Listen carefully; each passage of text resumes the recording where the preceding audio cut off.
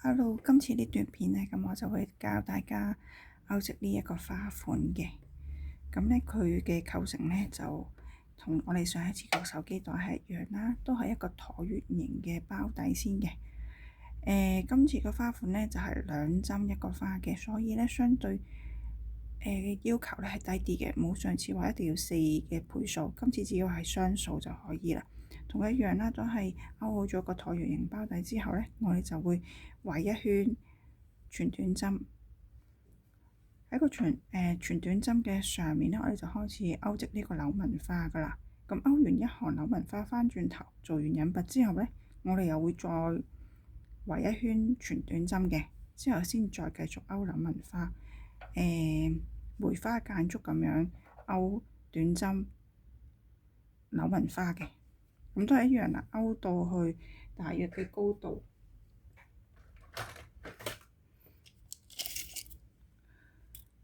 大約都係14cm 左右啦，同上一次嗰個花紋一樣嘅，嗰個花樣嘅要求都係14cm 左右啦。完成咗呢個花樣之後呢，同樣都係勾3行嘅全短針，開返個成圈嘅位啦，之後就勾包帶同埋縫返粒紐，咁咧又係完成咗一個手機袋噶啦。好啦，咁我依家就教點樣勾呢個柳紋花嘅。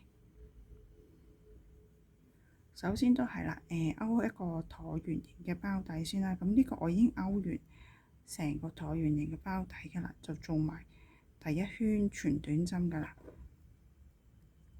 同樣呢，都係返去第一針做個引拔嘅。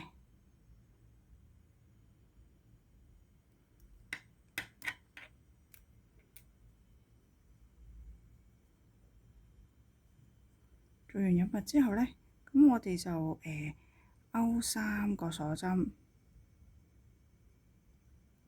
好啦，呢3個鎖針，其實佢就唔係第一針嚟嘅，佢係算係呢一圈嘅第2針嚟嘅，因為我哋仲會返轉頭去返前面呢一度勾個柳紋嘅，都係勾一個長針翹線，返轉頭去返前一個 V 嗰度。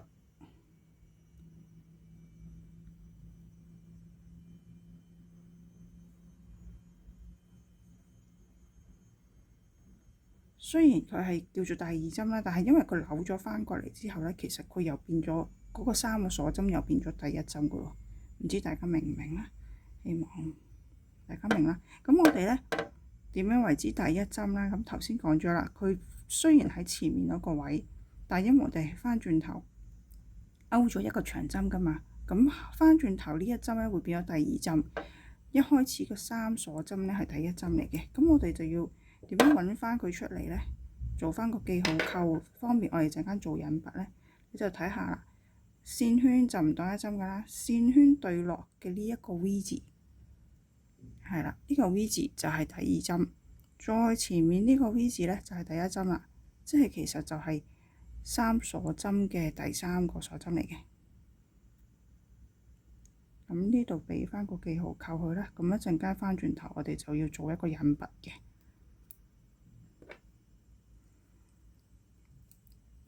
好啦，咁我哋勾完第1個柳紋噶咯喎。呢一個花呢，我哋就唔需要跳任何一針嘅，即係勾完呢2針之後呢，其實我哋會繼續用後面嘅所有針目嘅。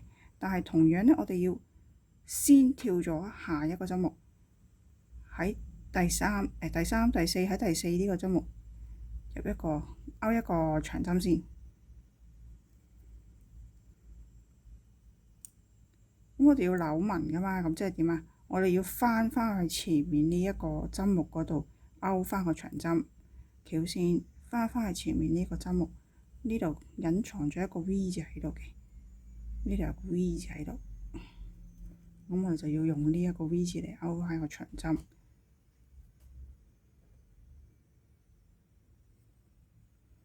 咁第2個柳紋就完成咗啦，如此類推。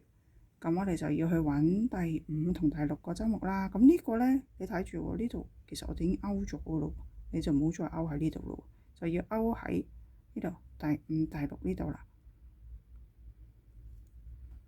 先跳咗一個針目先，勾咗一個長針，我哋就再翻返去前一個針目，勾一個長針。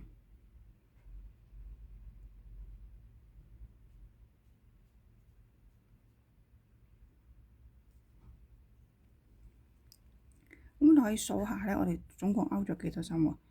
呢度第一針啦，二、三、四、五、六，咁雙數啊嘛，兩針就為之一個花蓋，就呢度3個針就有6個針目，咁就啱啦。我哋繼續咯喎，又係先跳一個先，喺最下嗰個針目勾一個長針，再翹線翻返去前面嗰個 V 字嗰度勾長針。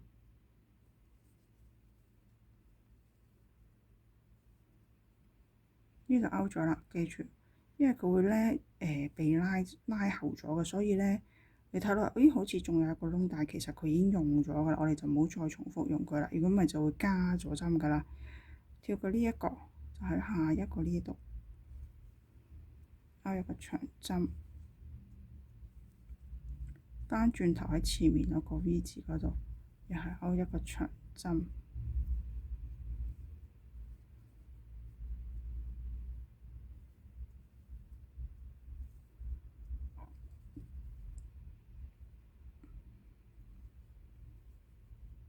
一直重複咁樣勾呢個柳紋花。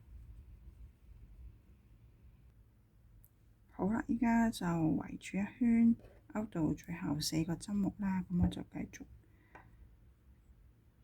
續勾俾大家睇啦。呢度剩翻1、2、3、4，咁呢個已經用咗啦。咁所以呢個跳一跳先，就勾咗呢個，再翻轉頭勾未勾嗰個。好啦，又係跳過一個，勾咗下面一個先，就翻轉頭勾翻前面嗰個。係啦，所有嘅針目咧都會用晒嘅，就圍咗一個圈啦，用晒啦。咁我哋就翻返去第一個3長針嗰度嘅第3針，做一個引拔去閂翻呢一圈嘅。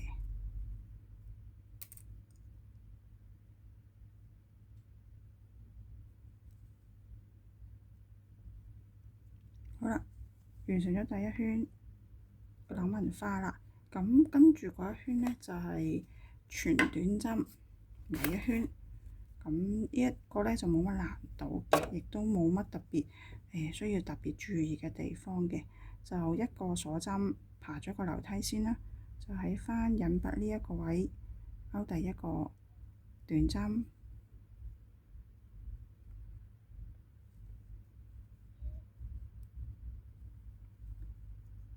勾呢個短針呢，一來呢就可嚟確保我哋真係一個雙數嘅數量啦，二來呢就係可以加固翻嗰個袋嘅，令個袋就緊實啲啦。好啦，呢一圈就冇乜難度嘅。係啦，可以喺翻第一個短針嗰度勾翻個記號扣，方便一陣間記得翻轉頭喺邊個位置度做引拔啦。好啦，嚟到最後一個花樣，最後2針啦，都係短針。好啦，勾完最後2個短針，我哋就翻返去第一個短針嘅上面做翻個引拔，閂翻呢個圈。咁呢，勾完一行短針，我哋就要開始勾呢個柳紋花噶啦嘛。咁呢，我哋唔會即刻開始就勾3個鎖針嘅，我哋會再做多一次引拔。呢個係我哋頭先做引拔嘅針，我哋會再去前多一個針目，呢個我哋做咗引拔，呢個去前呢個針目呢度穿晒入去個 V 字嗰度，拉線出嚟做一個引拔，將個線呢拉去第2個針目度先，喺呢度先開始3個鎖針。勾完呢3個鎖針之後呢，你可以依家就勾個記號扣喺呢個第3個鎖針度都可以嘅，又或者好似頭先咁勾埋第2針嗰個長針之後先至掛嗰個記號扣都得。咁我哋扭紋啊嘛，我哋勾完喺第2個針目嗰度勾咗個3鎖針之後，我哋就要翻返去第1個針目嗰度。但係因為我哋做咗個印筆嘅，所以你好似睇唔到個針目喺邊度嘅。呢度3鎖針，我哋可以睇一睇下面前一行嗰啲短針或者個長針位置都可以。嗱，呢度一個長針，呢度一個3鎖針，即係第1針、第2針啦。咁我哋相對上面有一個短針，兩個短針。我哋依家勾嘅咧就係呢度對上呢個針目。咁我哋要翻轉頭咧勾嘅話咧，就要喺呢一個針目嗰度勾長針啦。大家睇唔睇到？即係呢一個3鎖針對上呢個短針，呢個短針對上嘅 V 字嘅位置就係我哋要入針嘅位置啦。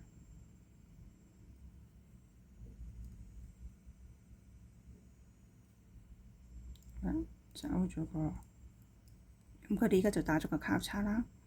好啦，即係第1個針目、第2個針目都用咗啦。咁第3個針目我哋先跳一跳過去先，勾第4個針目嘅長針，再翻去第3個針目對上呢度個 V 字，勾一個長針，咁就個花就會扭咗噶啦。呢個用咗啦，咁我哋就呢度一個針目，呢度一個針目，我哋先跳過呢個，勾下面嗰個先，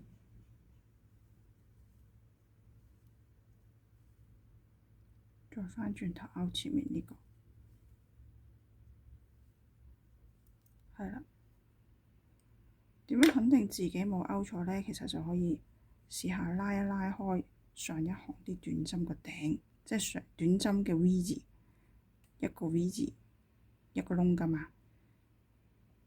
嗱，呢度一個窿，有一對腳喺度啦。呢度一個窿，又有一對腳喺度啦。即係佢哋，如果我哋勾錯窿嘅話，唔小心勾咗前面個窿嘅話，就可能會出現一個窿有2對腳㗎啦，咁就唔啱㗎啦。因為我哋今次呢個花樣呢，就係一個窿係1針嘅啫，唔會有加針情況出現，咁佢就當然唔會有多過1對腳啦。好啦，繼續勾落去。咁呢個窿用咗㗎啦嘛，我哋就要喺後面呢2個窿勾下一組花啦。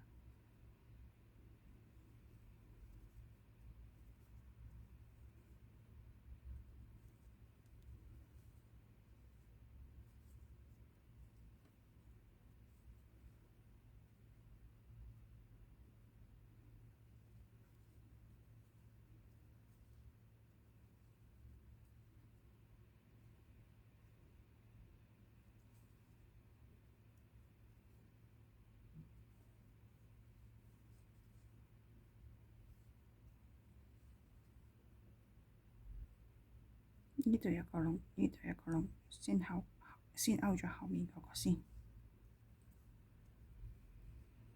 再翻轉頭勾前面呢個。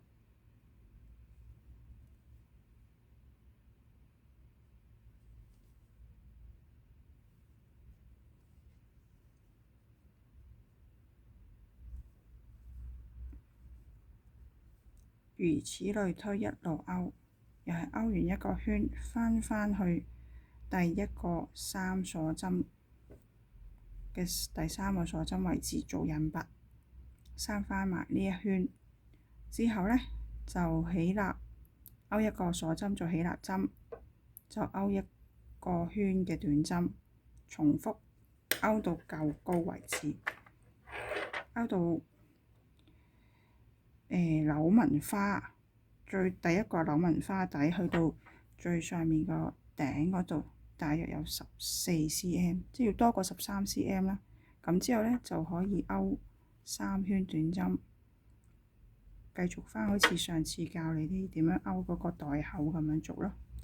咁呢條帶咧，佢叫做標準蝦邊啊。咁我都係上網睇 YouTube 學嘅，咁我就唔特登拍片啦。我會喺翻群組嗰度 share 翻個 YouTube 片嘅連結俾大家睇咯。好啦，今次就講到咁啦，大家繼續努力啦〜